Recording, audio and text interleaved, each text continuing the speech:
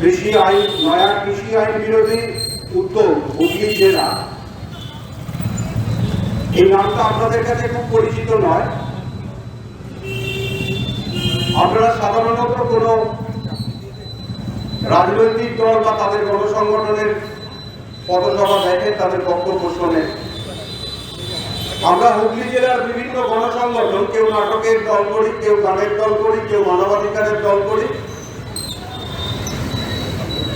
আমাদের নিজেদের সংগঠনের প্রচারের বাইরে আমাদের মনে হয়েছে আজকে ভারতবর্ষে এমন একটা সময় এসেছে, নিজের কাজের সাথে সাথে যৌথভাবে এই নয়া কৃষি আইন তাকে বাতিলের দাবিতে যে কৃষক আন্দোলন চলছে তার পাশে দাঁড়াতে হবে।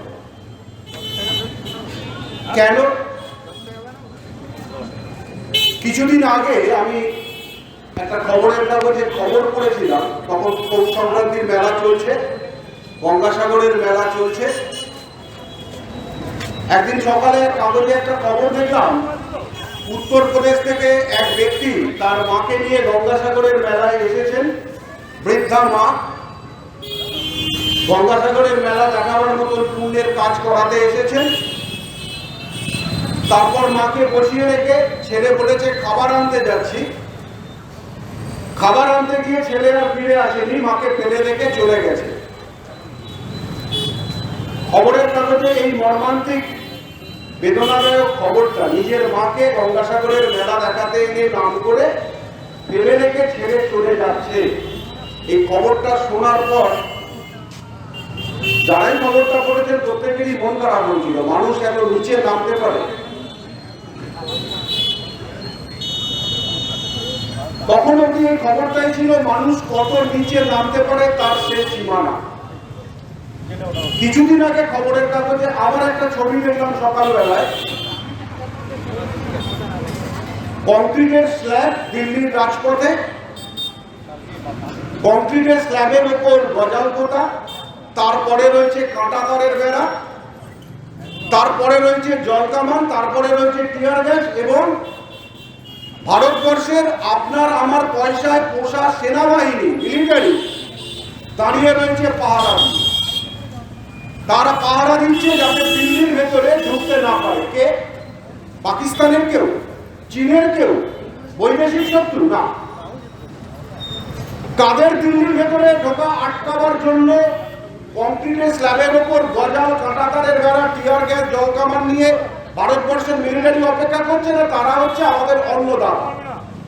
পাঞ্জাব, হরিয়ানা, উত্তরপ্রদেশ, অন্ধ্রপ্রদেশ, তেলেঙ্গানা, মধ্যপ্রদেশ, মহারাষ্ট্র থেকে আসা কৃষকেরা দিল্লিতে আন্দোলন করছেন, তারা যাতে ভেতরে ঢুকতে না পারে। তারা দিল্লির নাগরিক, তারা ভারতবর্ষের নাগরিক নয়, তাদের দিল্লিতে ঢোকার অধিকার নেই।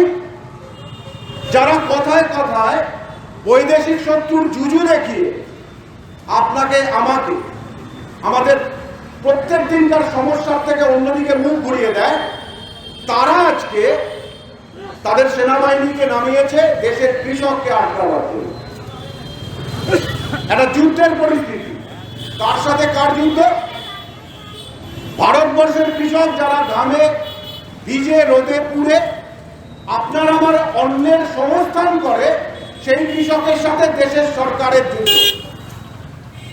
আমরা মহাভারতের যুদ্ধের কথা শুনেছি, কৌরব পাণ্ডবের যুদ্ধ, ন্যায় অন্যায়ের যুদ্ধ। আমরা আজকে রাস্তায় কেন নেমেছি জানেন? সোজা কথায় বললে এই যুদ্ধের আপনিও শরীর। এই যুদ্ধের কোনো একটা পক্ষ আপনাকে নিতে হবে, আপনি নিচ্ছেন। আপনি কেউ কেউ ভাবছেন কৃষক আন্দোলনটা সঠিক কারণে হচ্ছে না, এটা দিল্লি পাঞ্জাবে সম্পন্ন কৃষকের সমস্যা, আপনার আমার কোনো সমস্যা নয়। আমরা আইনটা করে যা বুঝেছি তাতে মনে হয়েছে এটা শুধুমাত্র দিল্লি, পাঞ্জাব, হরিয়ানার কৃষকের সমস্যা নয়, এটা ভারতবর্ষের 137 কোটি মানুষ। যে 137 কোটি মানুষ নিজের পরিশ্রমে বেঁচে থাকেন, তাদের প্রত্যেকের বিপদ হবে। কেন বিপদ হবে? আমরা কি বানিয়ে বলছি?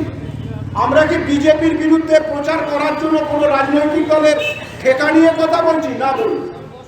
আমরা আমাদের এই উদ্যোগ থেকে আপনাকে একবারও বলবো না আপনি কাকে ভোট দেবেন কাকে ভোট দেবেন না, এটা আপনার বিচার। এই কৃষি আইনে আপনার বিপদ আছে কি নেই আমরা যা বুঝেছি সেটা ব্যাখ্যা করার জন্য আমরা এসেছি। আমার আগের বন্ধুরা বলে গেছে, প্রথম কৃষি আইনে যেটা বলা হচ্ছে, চাষির কাছ থেকে সরাসরি কর্পোরেট চাষির উৎপাদিত পণ্য কিনে নেবে। এই আইনগুলোর অদ্ভুত একটা বিজেপির তরফ থেকে, সরকারের তরফ থেকে প্রচার আছে। আইনগুলোর ভেতরে কুমিরের দাঁতের মতন ফালা ফালা ফালা করে দেবার মতন ছুরি রয়েছে, আর ছুরির ওপর মাখন লাগানো আছে। আপনি বাইরে থেকে দেখলে মনে হবে মাখন। সরকার যেটা প্রচার করছে কৃষকের ভালোর জন্য, আপনার আমার ভালোর জন্য এই আইনগুলো, তারা শুধু মাখনের কথাটা বলছে। তারা কি বলছে? তারা এই আইনটার নাম দিয়েছে কৃষকের স্বাধীনতা দেওয়া হচ্ছে। কিরকম স্বাধীনতা? কৃষক যাকে খুশি যেখানে খুশি মাল বেচতে পারবে। দেখবেন সরকার প্রচার করছে, বিজেপির নেতারা প্রচার করছে, যারা এই আইনের বিরোধিতা করছে তারা আইনটা না জেনে বলছে। কারণ এই আইনে কৃষককে তার উৎপাদিত পণ্য, সিঙ্গুরের কৃষক সিঙ্গাপুরে মাল বেচতে পারবে ই মার্কেটের মাধ্যমে, কোনো বাধা রইল না। কৃষককে স্বাধীনতা দিয়ে দেওয়া হলো। তাহলে কৃষক চেঁচাচ্ছে কেন? বিরোধীরা চেঁচাচ্ছে কেন? এটা হচ্ছে ছুরির ওপরের মাখনটা। স্বাধীনতার নাম করে যেটা করা হলো সেটা একটা উদাহরণ দিলে বুঝতে পারবে। আমাদের প্রত্যেকের বাড়ির বাচ্চা ছেলে মেয়ে, তাদের লেখাপড়ার দায়িত্ব আমরা নিই। ছেলে মেয়েকে জন্ম দিয়েছি, পিতা মাতা হিসেবে আমার দায়িত্ব অন্তত ছেলেটা যতক্ষণ না রোজগার করছে তার পড়াশোনার খরচটা আমার দেওয়ার দায়িত্ব। আমি বললাম আমি আমার ছেলেকে স্বাধীনতা দিয়ে দিলাম, ও যার কাছ থেকে খুশি পয়সা জোগাড় করে নিজের পড়াশোনা করতে পারে। ছেলেকে স্বাধীনতা দেওয়ার নাম করে ছেলের পড়াশোনার খরচ দেওয়ার দায়িত্ব থেকে নিজেকে মুক্ত করে দিলাম। ভারতবর্ষের সরকার চাষিকে স্বাধীনতা দেওয়ার নাম করে চাষির উৎপাদিত পণ্যে, উৎপাদিত ফসলে এতদিন পর্যন্ত যে ন্যূনতম সহায়ক মূল্য দিত তার দায়টা ঝেড়ে ফেলে দিল। আপনারা ন্যূনতম সহায়ক মূল্যটা শুনেছেন? একজন চাষি যখন চাষ করে তার সব থেকে বড় বিপদ হচ্ছে ফসল বেশি ফললেও চাষির সর্বনাশ, ফসল কম ফললেও চাষির সর্বনাশ। কম ফসল করলে চাষির খরচ উঠবে না, বেশি ফসল করলে ফসলের দাম কমে যাবে।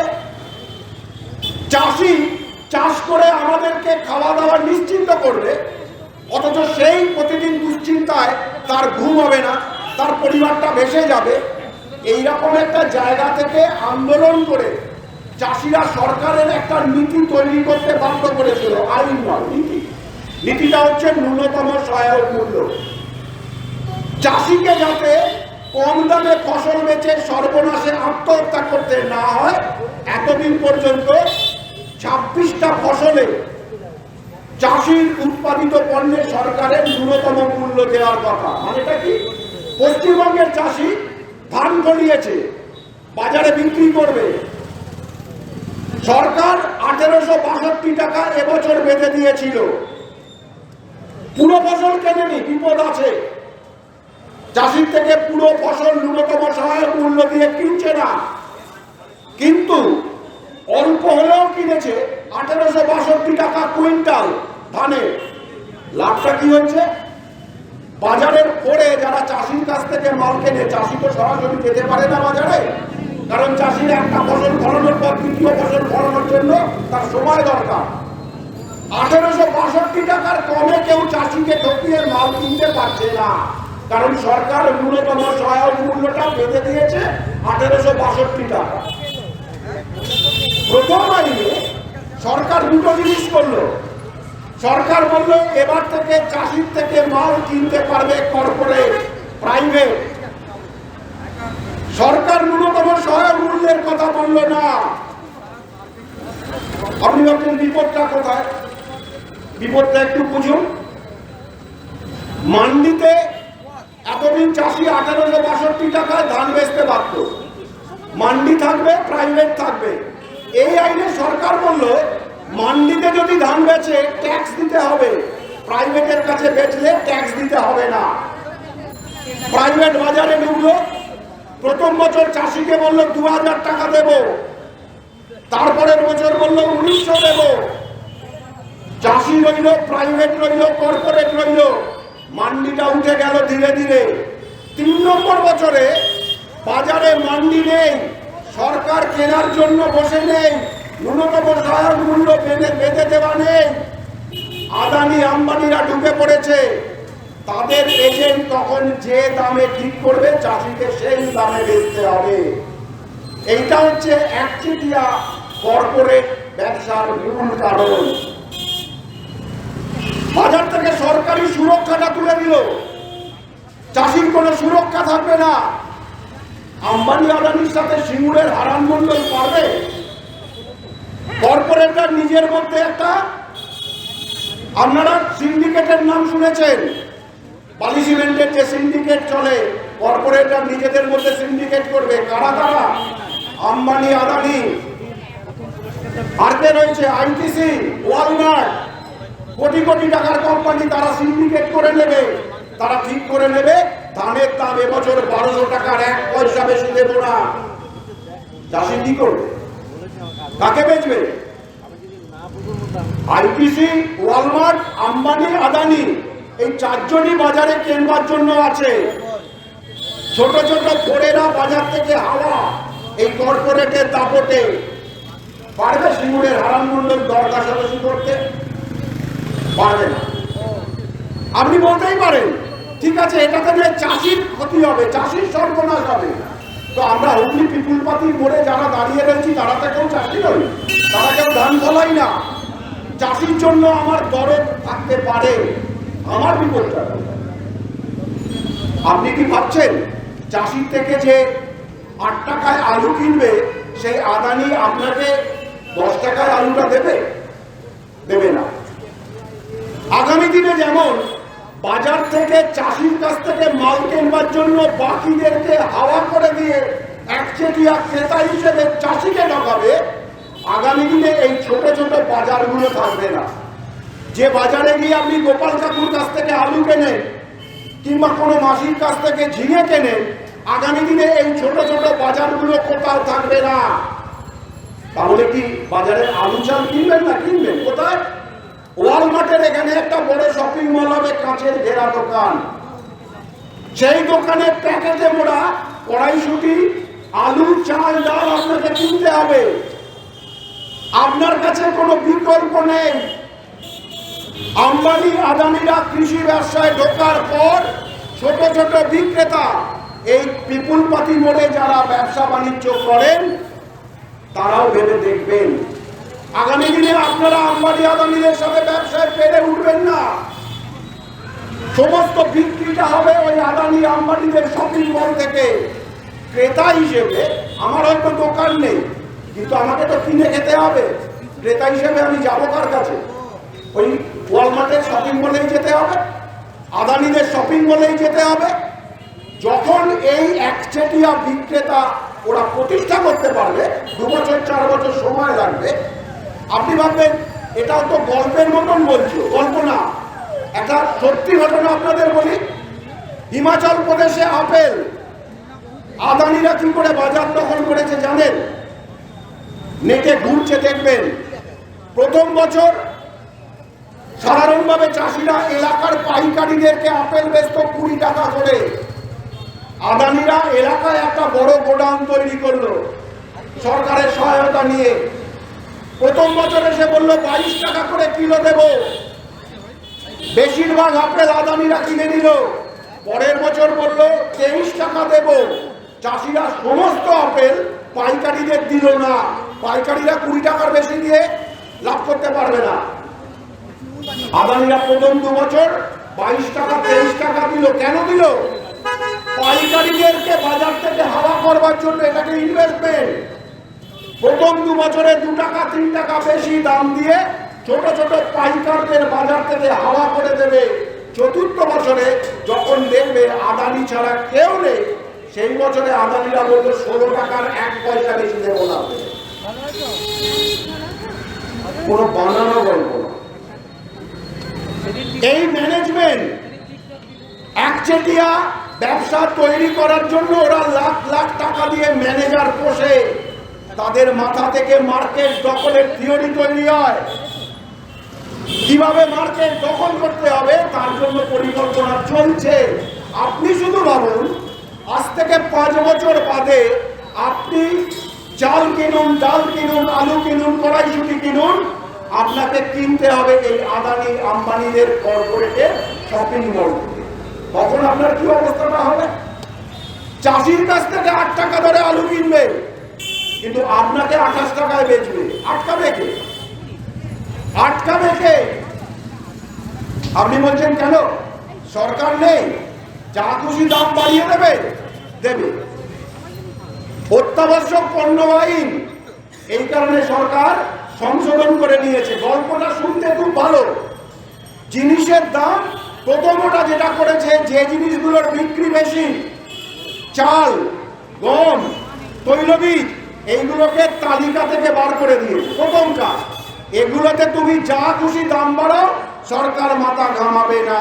বাকিগুলো চালাকিটা দেখুন, বলেছে 100% দাম বাড়লে মাথা ঘামাবে। আচ্ছা বলুন তো, এখন আমি 16 টাকায় বেচছি, 32 টাকা না বাড়া অবধি না দাম গেলে সরকার মাথা ঘামাবে না? আমি প্রথম বছর 16 টাকাটা 24 টাকা করলাম, 50% বাড়ালাম। পরের বছর কিন্তু 100% মানে 24 টাকা। আমি যদি 24 টাকার উপর 24 টাকা বাড়াই, তবে সরকার মাথা ঘামাবে। সে বছর আমি 16 টাকা বাড়ালাম, 40 টাকা। 2 বছরে 16 টাকার মালকে আমি 40 টাকায় নিয়ে যাব, আইনের ফাঁক দিয়ে সরকারের ঘাড়ের সাপ দিয়ে আমাকে দাও। পারবেন? পারবেন? কোন আইনে ফাঁসাবেন? আম্বানি আদানি ন্যাস আইন ভিত্তিক ভাবে কালোবাজারি করবে, আপনার আমার তাদেরকে ধরবার উপায় থাকবে না। এই একচেটিয়া ব্যবসা যাতে আম্বানি আদানিরা করতে পারে, তার জন্যই সরকার আইন বদলেছে, কৃষকের ভালোর জন্য নয়। আমি জানি এই বক্তব্যের পর কোনো বিজেপি নেতা বলতেই পারেন, তাহলে কি এখন কৃষকেরা ভালো আছে? এখন কি কৃষককে ফোড়েরা ঠকায় না?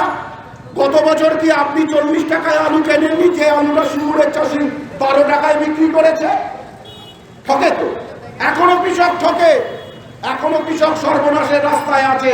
তাকে বাঁচানোর জন্য স্বামীনাথন কমিটি বলেছিল, কৃষকের খরচের 1.5 গুণ মূল্যে সরকারকে কিনতে হবে, যাতে ফোড়েরা ঠকাতে না পারে।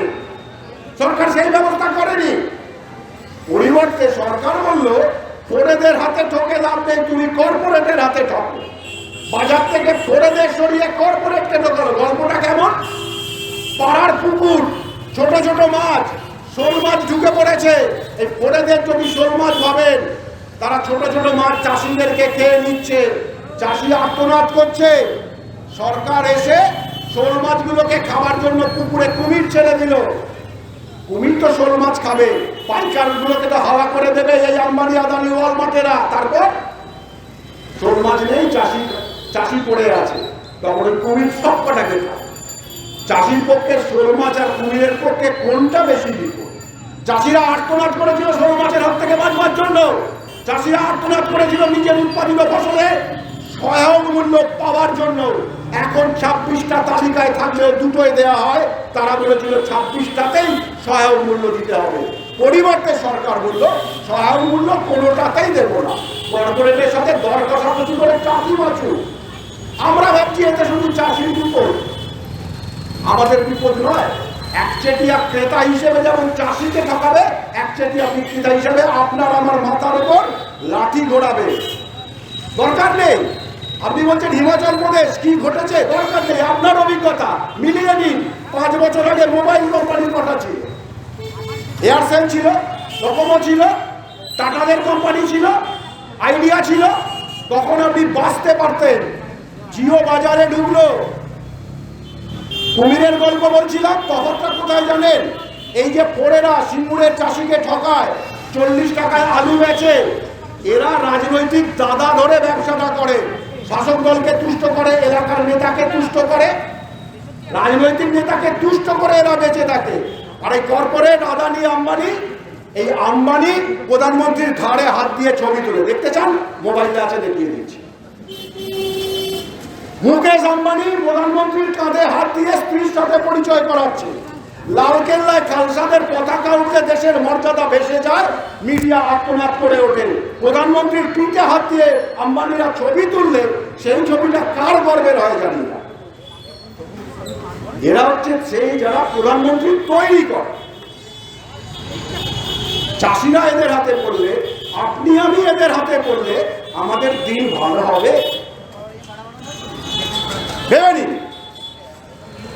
আমরা এই প্রশ্নগুলো রাখছি, আমরা আপনাকে বলছি না আপনি কৃষক আন্দোলনকে সমর্থন করবেন, কৃষকদের ওপর দরদের জন্য এই কথা বলছি না।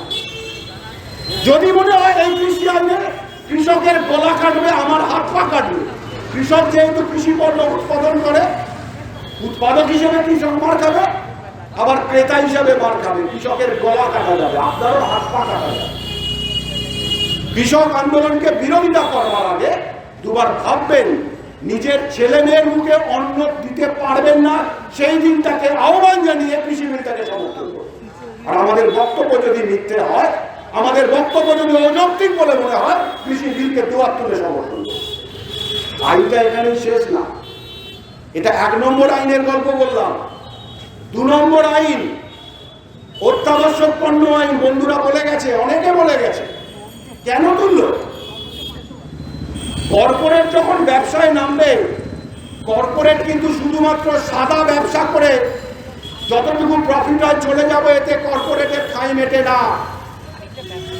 কালোবাজারি হচ্ছে ব্যবসায় 3 গুণ লাভ করবার একটা চলতি নোংরা পদ্ধতি, কালোবাজারি।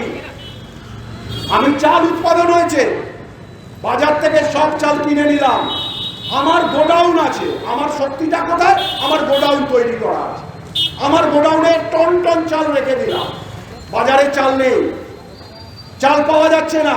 এতদিন পর্যন্ত 28 টাকায় চাল কিনে এসছি, 39 টাকায় চাল কিনে এসছি, ওইটুকু আমার অভ্যাস।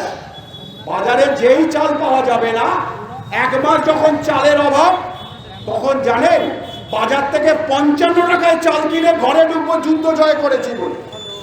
বাড়িতে এসে বউ কিংবা মায়ের হাতে 3 কিলো চাল 55 টাকা করে কিনে এনে বলবো যুদ্ধ জয় করে এনেছি। পাশের নবীন বাবু পাইনি, আমি পেয়েছি। ভাববো না 39 টাকার চালটা কায়দা করে 55 টাকা হয়ে গেল কৃত্রিম অভাব তৈরি করে, ভাববো না। এইভাবেই আমাদের অভ্যাস করানো হয়। কালোবাজারি করে ওরা লাভ করবে বলে অত্যাবশ্যক পণ্য আইন সংশোধন হবে। তার জন্য কার লাভ হবে? দায়িত্ব নিয়ে বলছি, ব্যাখ্যা করুন। কোন বিজেপি নেতা, কোন সরকারের প্রতিনিধি বলুন, অত্যাবশ্যক পণ্য আইন সংশোধন করে গরিব মানুষ, কৃষক, আপনার আমার কার লাভ হবে? ব্যাখ্যা করলে আমরা এইটা আমরা গুটিয়ে ফেলবো, আমাদের কাজ থাকবে। ব্যাখ্যা করুন। বিপদ কি এখানেই শেষ হলো? না। 3 নম্বর আইন, কর্পোরেটের খিদে মেটেনি। 3 নম্বর আইন চুক্তি চাষের আইন। ওই যে মাখনটা, চুক্তি চাষের আইনে কি বলা আছে জানেন? এম্পাওয়ারমেন্ট তাদের, কৃষকদের, কৃষকদের ক্ষমতায়ন। মাখন বক্তব্য কি? কর্পোরেট চাষির সাথে চুক্তি করতে পারবে, মানে চাষি কর্পোরেটের সাথে চুক্তি করতে পারবে। সেই চুক্তিতে কি হবে? সেই চুক্তিতে কর্পোরেট চাষিকে চাষ করার জন্য যা যা লাগবে সব দেবে। কি কি লাগে? সার লাগে, বীজ লাগে, জল দিতে হয়, জল লাগে, পোকা মারার ওষুধ লাগে। এগুলো কে দেবে? কর্পোরেট। আচ্ছা, চাষি কি কর্পোরেট ছাড়া কারোর কাছ থেকে কিনতে পারবে যার থেকে চুক্তি হলো? উত্তরটা হচ্ছে না। আপনি বলবেন এতে বিপদ কি আছে? চাষির চাষের জন্য পোকা মারা ওষুধ লাগে, কর্পোরেট দেবে। আচ্ছা, যে লোকটা জাঙ্গিপাড়ার বাজারে এই কৃষি সার, পোকা মারার ওষুধ, বীজ বিক্রি করে, সে কোথায় যাবে? সে কোথায় যাবে? তার মানে শুধু কৃষকের বিপদ নয়, এই চুক্তি চাষের মাধ্যমে ভারতবর্ষের কৃষি ব্যবস্থার সাথে কৃষি সরঞ্জাম সরবরাহকারী যে 4 কোটি মানুষ, তারা আগামী 5 বছরে বেকার হবে। তাদের কোনো প্রয়োজন থাকবে না।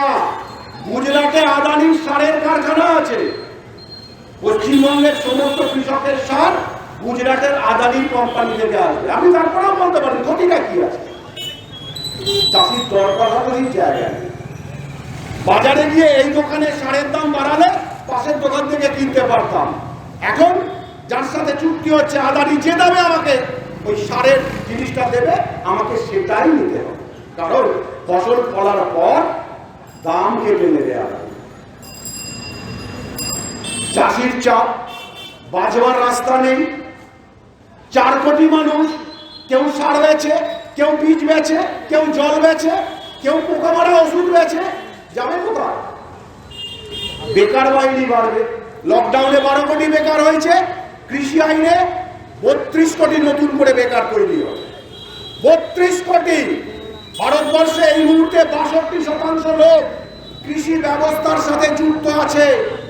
সরকার এবং কর্পোরেটের টার্গেট এটাকে অন্তত আগামী 10 বছরের মধ্যে 36% নামিয়ে আনা। 62% থেকে 36%। এদেরকে কৃষি থেকে উৎখাত করে বেকার বাহিনীর মার্কেটে নিয়ে আসবে। কারলা এখন কলকাতায় দেখবেন ট্রেনে করে যাচ্ছে, ছোট ছোট চাকরি করে, 8,000 টাকা 7,000 টাকা, সিকিউরিটি গার্ড, শপিং মলের এজেন্ট কিংবা দোকানে। যেই মুহূর্তে কৃষি থেকে উদ্বৃত্ত লোক বেকার হিসেবে বাজারে আসবে, ওই 8,000 টাকাটা হয়ে যাবে 6,000। না করে যাবেন কোথায়? আপনি না করলে, রাম না করলে রাধের শ্যাম করবে। বেকার বাহিনী তো আমি বাড়িয়ে নিয়েছি কৃষি থেকে উৎখাত করে, এরপরে তো বাঁচতে হবে। সিকিউরিটি গার্ডের চাকরি এখন হয়তো 8,000 টাকা পায়, আগামী দিনে 6,000 টাকা হবে। আপনি ভাবছেন ধান বাঁধতে শিবের বীজ না, এই কৃষি আইনের সাথে সিকিউরিটি গার্ড এইভাবেই যুক্ত। পুরোটার মাথায় কর্পোরেট যেমন ভাবে পুতুল খেলাবে সেইভাবে চুক্তি চাষ হবে। চাষি ফসল ফলাবে, চাষির সঙ্গে চুক্তি থাকবে, ফসল কিনে নেবে। ওখানে লেখা আছে আইনের 5 নম্বর ধারায় ইন্সপেক্টর নিয়োগ করা হবে। ইন্সপেক্টরের কাজ কি হবে? ফসলের গুণমান দেখা। আলুর সাইজ চুক্তিতে লেখা থাকবে, 5 সেন্টিমিটার রেডিয়াসের আলু কিনবো। ছাঁকনি নিয়ে আসবে, তাতে 5 সেন্টিমিটার রেডিয়াসের একটা গোল গোল ফুটো থাকবে। যে আলুগুলো গলে যাবে ওগুলো চাষি, যে আলুগুলো থাকবে সেগুলো কর্পোরেট। চাষি তারপর কি করবে? তারও ধান পাতা আছে।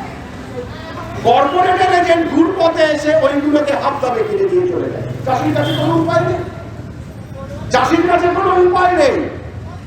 আপনি বলছেন এতই সোজা, দেশে আইন নেই। আইন থাকলে কি হবে? চাষির জন্য আইন নেই।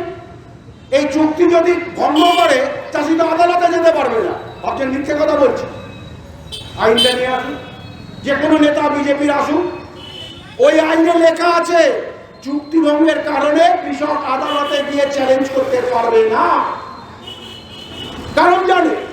কারণ জানে আগামী দিনে সিঙ্গুরের হারান মন্ডলকে আদানি এজেন্ট ঠকাবার প্ল্যান এখন কম্পিউটারে চলছে। আগামী দিনে হবে, চাষি ঠকবে, চাষি আত্মহত্যা করবে, আদালতে যেতে পারে। কৃষকের ভালো হবে। আপনার কোনো বিপদ নেই এই চুক্তি চাষে। সিঙ্গুরে এখন কি চাষ হয়? আলু, ঝিঙে, পটল, ঢেঁড়স। ছোটবেলা থেকে আমরা এগুলো খেয়ে অভ্যস্ত। আচ্ছা, আগামী দিন যদি এমনটা হয়, আদানি আম্বানিরা তো দেশের খাদ্য নিরাপত্তা দেওয়ার জন্য কোনো দায় নেয়নি। ওরা ব্যবসা করতে আসছে, ওদের যেটাতে লাভ বেশি সেটা করবে। ওরা দেখলো ভারতবর্ষের যা মানুষের ক্রয় ক্ষমতা, তাতে আলু ধান বেচে আমার লাভ হচ্ছে না। ফ্রান্স কিংবা ভেনেজুয়েলাতে আমার ব্রকলির দাম বেশি, ব্রকলির চাহিদা বেশি, ক্যাপসিকামের চাহিদা বেশি। সিঙ্গুরের জমিতে আর ধান চাষ হবে না, সিঙ্গুরের জমিতে আলু, ঝিঙে, ঢেঁড়স, পটল হবে না। আমরা বাজারে পাবো না, তাতে ঘোরার দিন ওদের তো ভোটেও দাঁড়ায় না। সরকার যখন একটা দায়িত্ব নেয়, আপনি তাও বলতে পারেন ঠিক আছে এখন চাপ খাচ্ছ, চাপ খাও, 5 বছর বাদে ভোটে এলে দেখে নেব আম্বানির টিকি ছোবেন কি করে, আদানির টিকি ছোবেন কি করে। ওরা তো সব মেঘনাথ, মেঘের আড়ালে দেখে। কেউ দেখেছেন, বুঝেছেন? তবু রাহুল গান্ধী সাহস করে বলেছে হাম তো হামারা তো। ওরা তো মেঘনাথের মতন আড়ালে রয়েছে, ওদের টিকিও ছুটে পারবেন না। ওরা আপনার আমার দেশের মাটিতে, দেশের উর্বর জমিতে ক্যাপসিকাম ফলিয়ে ফ্রান্সের একজন ধনী ব্যক্তি ক্যাপসিকামের চাহিদা মেটাবেন। আমাদের দেশে ধানের আকাল হবে, মারা যাবে, তারা মারা যাবে। তাদের জন্য মিডিয়া আছে না? আমার এক বন্ধু বলে গেছেন, সৌরভ বলছিল, আমাদের দেশে কিছু বরেণ্য নেতা কিংবা খেলোয়াড় আছেন যারা নিজেদের শরীরের প্রত্যেকটা হৃদস্পন্দন টিভিতে দেখতে পান। তাদের সেই ভাগ্য, তাদের বলা 200 জন মারা গেছে, মিডিয়া বলেনি। একদিনের জন্য লালকেল্লায় খালসা পতাকা উঠেছিল, যে পতাকাটা চীনের বর্ডারে গলওয়ানের শিখ রেজিমেন্ট তুলেছে। শিখ রেজিমেন্ট, আমাদের দেশের মিলিটারি শিখ রেজিমেন্ট গলওয়ানে যে পতাকা তুলেছে, সেই পতাকা ভারতবর্ষের লালকেল্লায় কৃষকেরা তুলেছে। দেশ নাকি সর্বনাশ হয়ে গেছে, গণতন্ত্র নাকি ধুয়ে মুছে সব। আর দেশের অন্নদাতাদের বুকে এই ঠান্ডার দিনে জলকামান থেকে ঠান্ডার জল ছুড়লে গণতন্ত্র জয়ী হয়। কৃষকের সামনের রাস্তায় রাজপথে পেরেক গজাল পুঁতে দিলে গণতন্ত্র শক্তিশালী হয়। আন্দোলন করতে করতে 200 জন মারা গেছে, দুঃখ প্রকাশের পরিবর্তে ব্যঙ্গ করে দেশের প্রধানমন্ত্রী তাদের আন্দোলন যিনি বললে গণতন্ত্র আরো বেশি শক্তিশালী হয়। আমরাও টিভির প্রচারে বাড়াবাড়ি হয়ে গেছিলাম 26শে জানুয়ারির পর। হ্যাঁ, এটা ঠিক হলো না। আন্দোলন চলছে, ঠিক আছে। আরে ভাই, লালকেল্লা কি কারুর পৈতৃক সম্পত্তি? ভারতবর্ষের নাগরিক হিসেবে লালকেল্লায় আমার অধিকার নেই? মন্ত্রী কিংবা শান্তি হতে না পারলে, বড় বড় কর্পোরেট কিংবা দামি খেলোয়াড় হতে না পারলে, দেশের এদিন 25 সুবল মন্ডল আমি নাগরিক, লালকেল্লায় আমার কোনো অধিকার নেই? আমি ভারতবাসী। চমকে গেলাম। যারা কৃষক আন্দোলনকে সমর্থন করছিলাম মনে মনে, পালাবার পথ খুঁজছিলাম। দায়ে পড়ে কৃষক আন্দোলন সমর্থন করছিলাম, তারা পালাবার পথে গেলাম না। এটা ঠিক লালকেল্লায় এটা গণতন্ত্রের পক্ষে দিব, সংবিধানের পক্ষে দিব। কেউ প্রশ্ন করলাম না লালকেল্লায় পতাকাটা তুলল কি করে। লালকেল্লার পাহাড়া পেরিয়ে ট্রাক্টর নিয়ে ঢুকে অত উঁচু ডান্ডা বেয়ে উঠে তখন সব দেখছিল। একেবারে অহিংসার আন্দোলন করছে কৃষকদের জন্য, ওখানে সেনাবাহিনী একেবারে গান নিয়ে বসে আছে, আর লালকেল্লার পতাকা তুলিয়ে দিল। প্রশ্ন এলো না যেটা চক্রান্ত হতে পারে। কৃষকদের দাবি দেওয়ার বিরুদ্ধে কথা বলতে পারছে না যুক্তি দিয়ে, ঠান্ডা জল, টিয়ার গ্যাস, কাঁটা তার গজাল দিয়ে কৃষককে বাড়ি ফেরানো যাচ্ছে না। 8 বছরের বালক থেকে 80 বছরের বৃদ্ধা এই শীতের দিনে রাস্তার উপর দাঁড়িয়ে 80 দিন ধরে আন্দোলন করছে। জবাব কিছু দেবার নেই, কলঙ্কিত করা ছাড়া। কুকুরকে মারবার আগে তাকে পাগল করে ঘোষণা করতে হয়, এটা ওর চিরচরিত চালাক। সেই চালাকিটা করলো, লালকেল্লার পতাকা দিয়ে দৃষ্টি ঘুরিয়ে দিল। কৃষকরা বোকা নয়, তারা ঠান্ডা মাথায় আন্দোলন চালিয়ে যাচ্ছে। নতুন করে আন্দোলন হচ্ছে মহাপঞ্চায়েতে। গতকালই বিহারি এবং রায়বারদুর্গা উত্তরপ্রদেশের 2টো বড় বড় মহাপঞ্চায়েত আন্দোলন শক্তিশালী। আপনি কোন পক্ষ নেবেন, আপনি ঠিক করুন। আপনার মস্তিষ্কে কৃষক আন্দোলনের জন্য দরদ থাকতেও পারে, নাও পারে, এটা আমি মনে করি। আমাদের দৈনন্দিন জীবনের যন্ত্রণা এতটা বেশি, ছেলের চাকরি নেই, পড়াশোনার সুযোগ পাচ্ছি না, প্রতিদিন দাম বাড়ছে। সৌরভ বলে গেছে, গ্যাসের ভর্তুকি যখন আধার কার্ডের নাম লিখিয়েছিলাম কমতে কমতে কমতে কমতে আজকে মাত্র 15 টাকা, আগামী 2 মাসের মধ্যে আর ভর্তুকি থাকবে না। পেট্রোলের দাম গত 5 দিন পর পর বাড়তে বাড়তে 90 টাকা কেরোসিনে ভর্তুকি তুলে দিয়েছে, পুরো কর্পোরেটের হাতে দেশটাকে বেচার জন্য। এবং কর্পোরেট যাতে কোনো প্রতিরোধহীন ভাবে, কর্পোরেট দাবি রেখেছিল, ভাই তোমার ওই কৃষি ক্ষেত্রে ঢোকার জন্য প্রতিটা রাজ্যে আলাদা আলাদা আইন আছে, আমি ওরকম আলাদা আলাদা আইনের বিরুদ্ধে কৃষি ক্ষেত্রে ঢুকতে পারবো না। আপনার মেনে নিল, কি করলো বলুন তো? ভারতবর্ষের কৃষি, আমি যদি ভুল বলি, কোন বিজেপির নেতা, কোন সরকারি কর্মী আমাকে শুনতে দেবেন, চান করে দেব। কৃষি এই ব্যবস্থাটা ভারতবর্ষের ফেডারেল স্ট্রাকচার অনুযায়ী রাজ্যের হাতে। কৃষি আইন বানাতে গেলে, সংশোধন করতে গেলে রাজ্যের সম্মতি লাগে। এই সরকার রাজ্য সরকারগুলোর সাথে কোনো আলোচনাই করলো না। পার্লামেন্টে ধ্বনি ভোটে গণতন্ত্র বলছে ওরা, লালকেল্লায় খালসার পতাকা উঠেছে বলে। কৃষি আইনটা পাস হলো কি করে? রাজ্য সরকারের সাথে আলোচনা হলো না, কৃষক সংগঠনের সাথে আলোচনা হলো না, এমনকি পার্লামেন্টেও আলোচনা হলো না। রাজ্যসভায় গাজোয়ারি করে ধ্বনি ভোটে পাস করিয়ে নিল। কেন?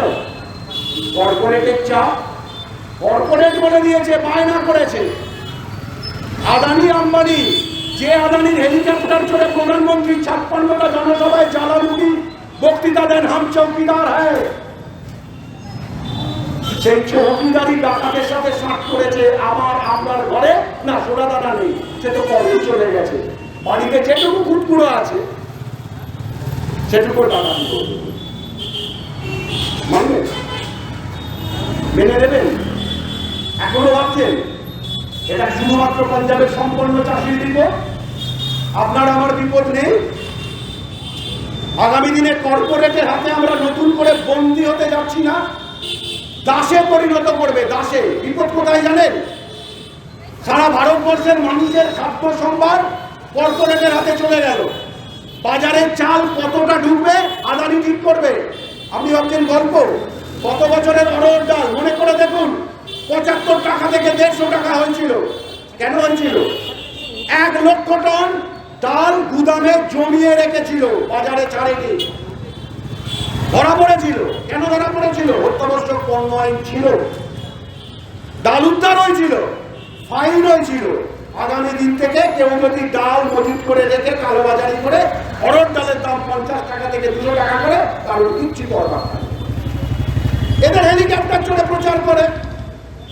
2017 সালে অরুণ জেটলি যখন অর্থমন্ত্রী ছিল, একটা আইন করেছিল রাজনৈতিক দলগুলোকে টাকা দেওয়ার জন্য কর্পোরেট স্টেট ব্যাংক থেকে বন্ড কিনতে পারবে, সেই বন্ড পার্টিকে সরাসরি নিতে পারবে।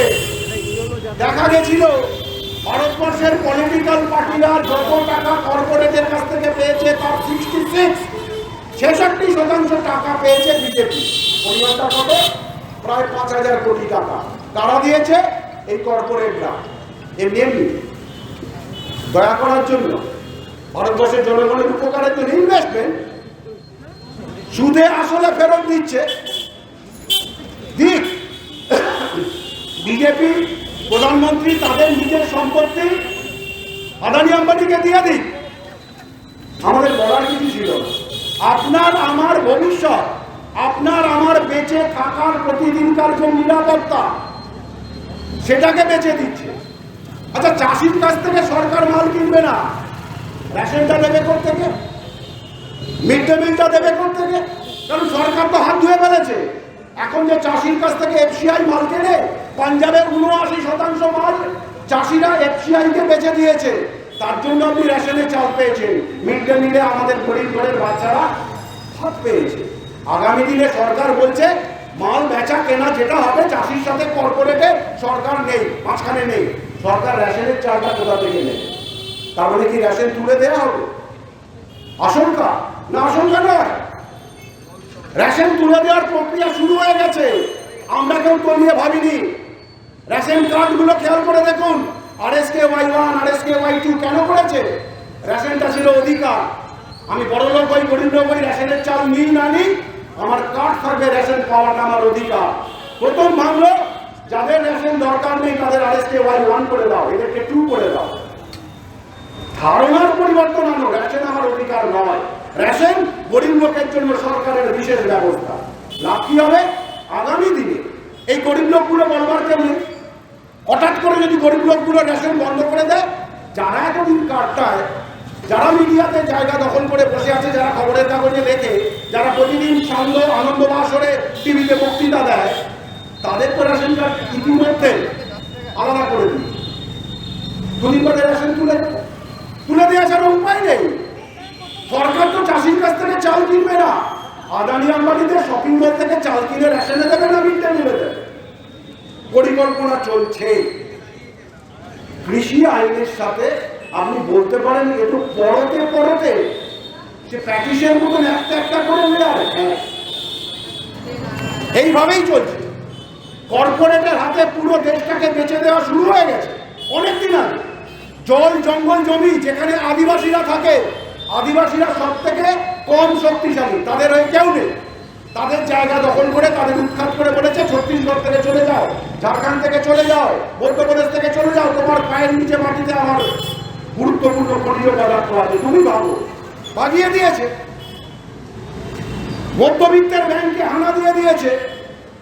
টাকা লুট করে চলে গেছে এই আদানি আম্বানিরা।